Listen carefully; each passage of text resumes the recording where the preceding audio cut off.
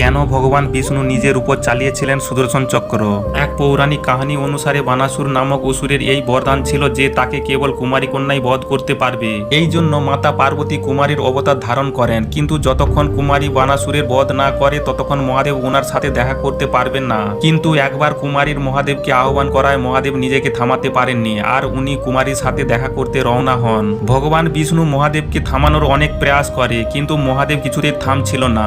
এরপর শ্রীহরি সুদর্শন চক্রের আহ্বান করেন। তখন মহাদেব বলেন, নারায়ণ, আপনি আমার উপর সুদর্শন চক্র প্রহার করতে পারবেন না। তখন ভগবান বিষ্ণু বলে, জানি আমি আমার আয়ত্তের উপর সুদর্শন চক্র চালাতে পারবো না, কিন্তু স্বয়ং এর উপর তো চালাতে পারি।